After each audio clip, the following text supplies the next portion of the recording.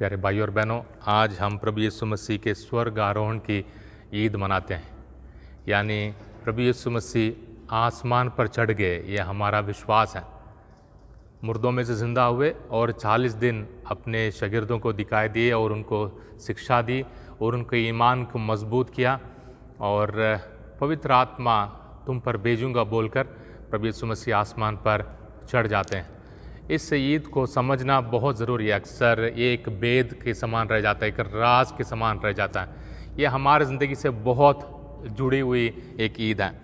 तो अंजील को नहीं पढ़ेंगे, आज प्रेरित चरित्र उसका 1 बाब 6 से 11 आयत पढ़ेंगे ताकि इस ईद के बारे में समझ में आए और इस ईद के साथ हम कैसे जुड़े हुए हैं वो भी समझ में आएगा और उसका फ़ायदा क्या है, मतलब क्या है, क्यों है और कैसा है। ये इस ईद को हम सही ढंग से समझें। प्रेरित चरित्र उसका 1 बाब 6 से 11 आयत तक। जब वे यीशु के साथ एकत्र थे तो उन्होंने ये प्रश्न किया, प्रभु क्या आप इस समय इज़राइल का राज्य पुनः स्थापित करेंगे? यीशु ने उत्तर दिया, पिता ने जो काल और मुहूर्त अपने निजी अधिकार से निश्चित किए हैं, तुम लोगों को उन्हें जानने का अधिकार नहीं है, किंतु पवित्र आत्मा तुम लोगों पर उतरेगा और तुम्हें सामर्थ्य प्रदान करेगा और तुम लोग यरूशलेम, सर यहूदिया और समारिया में तथा पृथ्वी के अंतिम छोर तक मेरे साक्षी होंगे। इस पाठ का ये पहला हिस्सा है। प्यारे भाई और बहनों, चेलों के समान हमें भी कोरोना वायरस को लेकर या परेशानी को लेकर या परिवार को लेकर, नौकरी को लेकर, सेहत को लेकर, बच्चे कुछ हासिल नहीं कर रहे हैं या दुनिया में हमारी पहचान नहीं हो रही है, इस सारे परेशानियों को लेकर, इस सारे सोच विचारों को लेकर, इस सारे डर, इस सब को लेकर हमारे भी दिमाग में यही से हो सकता है, ऐसे सवाल आ सकते हैं, कब सब खत्म हो जाएगा, कब मैं आज़ाद हो जाऊंगा, कब मेरी मुक्ति हो जाएगी। और जवाब साफ साफ है, मरना बहुत आसान है पर जीना बहुत मुश्किल है। पर खुदा हमें ज़िंदगी के लिए बुला रहा है, हमारी ज़िंदगी भरपूर ज़िंदगी हो, ये ना हो कि ऐशो आराम की ज़िंदगी, पर वाकई ही खुदा में जीने के लिए बुला रहा है। इसलिए ये मत सोचें, ये मत सुने कि कब ख़त्म होगा, कैसे ख़त्म होगा। बहुत सारे अभी भी लोग चेलों के समान सोच विचार करते हैं, डराते हैं, लोगों को बहुत डराते हैं, हमारे विचारों को बदलने की कोशिश करते हैं ना। खुदा में हमें विश्वास है, खुदा जो कुछ चाहेगा सब कुछ हो, पर मैंने मरना नहीं, मैंने जीना है, मैंने हार नहीं मानना है, मैंने जीतना है। और उसके आगे इतना कहने के बाद यीशु उनके देखते देखते आरोहित कर लिए गए और एक बादल ने उन्हें शिष्यों के आंखों से ओझल कर दिया। ये दूसरा हिस्सा है प्यारे भाई और बहनों, जो आज के ईद से जुड़ी हुई बात है। प्रभु यीशु मसीह आसमान पर चढ़ गए, उठा नहीं लिए गए, आसमान पर चढ़ गए। खुदा के बेटे होने के नाते आसमान पर चढ़ गए। अब ये आसमान पर चढ़ गए बोलने से सब कुछ समझ में नहीं आता और इसको समझने के लिए बहुत दिमाग की ज़रूरत नहीं है, बहुत पढ़ाई की ज़रूरत नहीं है।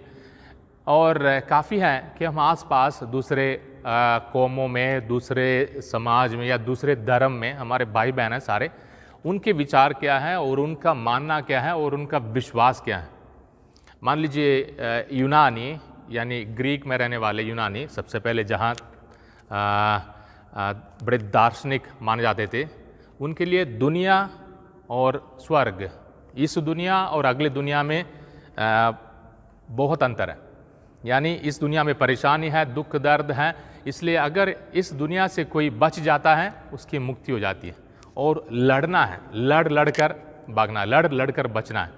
और उनके लिए रूहानी ज़िंदगी इस दुनिया से बचना है। अलग अलग धर्म के भाई बहन, अभी दूसरे धर्म में हमारे हिंदू भाई बहन पुनर्जन्म के बारे में, अपने आप को शुद्ध करने, बार बार जन्म लेकर शुद्ध करने के बारे में बताते हैं। हमारे बुद्धिस्ट भाई बहन कहते हैं कि हम उस निर्वाणा की ओर आगे बढ़ने वाले हैं, निर्वाणा के लिए हम तरसते हैं। यानी सारी ख्वाहिश ख़त्म कर दो ताकि हम सारे दुनिया की ख्वाहिश से अलग हो जाएंगे। पर हमें ईसाई होने के नाते हमारे ईमान को समझना ज़रूरी है, पहचानना ज़रूरी है। और यहूदी पुराने अहदनामे में ये नहीं समझते थे, उनको ना दुनिया बुरी है, ना दुनिया से भागना है। दुनिया यानी इस दुनिया और अगली दुनिया में जोड़ है, यानी इस दुनिया से अगली दुनिया में जाना हमारे लिए ना कोई आज़ादी है, हमें अपने आप को और पाक बनाना, यानी इस लेवल से अगले लेवल पर जाते हैं।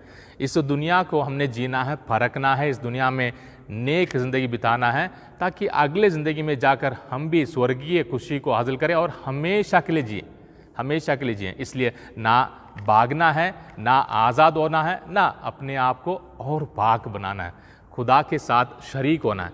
इसलिए हमारे मरे हुए भाई बहन दूर नहीं हैं या बुरे नहीं हैं, हम उनके साथ जुड़े हुए हैं। जैसे हमारी यादें हमेशा हमारे साथ हैं, वैसे ही। इसलिए प्रभु यीशु मसीह जब आसमान पर चढ़ जाते हैं, प्रभु यीशु मसीह अपने शागिर्दों से अलग हो जाते हैं, ये कोई बुरी बात नहीं है, या ये कोई सिर्फ सोचने वाली बात नहीं है, या सिर्फ रूहानी बात नहीं है। प्रभु यीशु मसीह शरीर के साथ आगे बढ़ गए या आगे स्वर्ग में चढ़ गए। उसका मतलब खुदा के साथ हम शरीक हैं, खुदा के साथ हम एक हैं।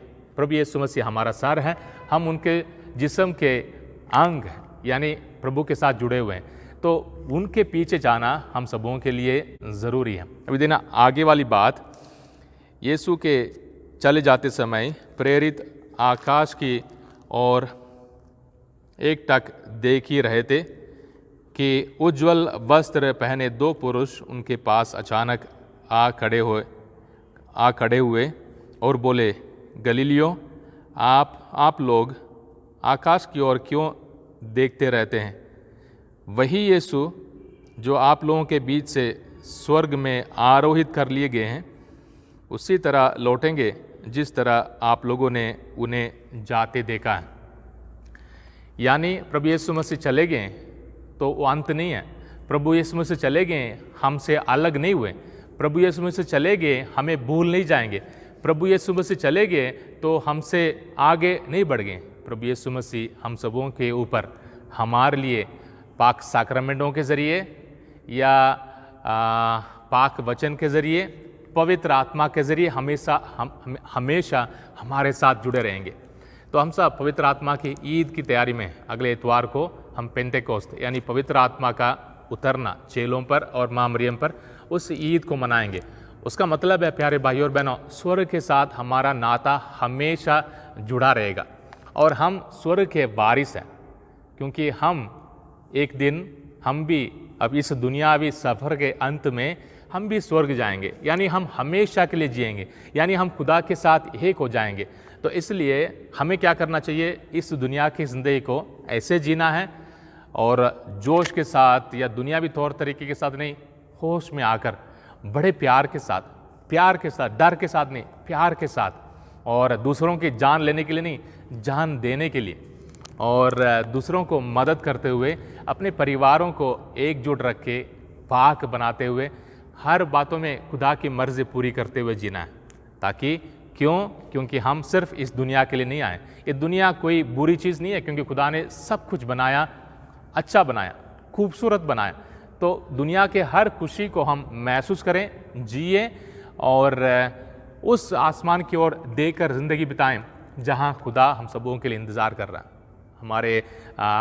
हमारे दादा दादी या नाना नानी, हमारे पूर्वज जो कोई भी हैं जो खुदा के साथ हैं, वो हमारे लिए इंतज़ार कर रहे हैं। इसलिए हमारा जो नाता है, इस नाता को, ये जो इस जोड़ है, इस रिश्ते को हम जुड़े रखें खुदा के साथ, संतों के साथ। यानी हम संतों के समान जीने के लिए बुलाए गए हैं इस दुनिया में और आने वाली दुनिया में।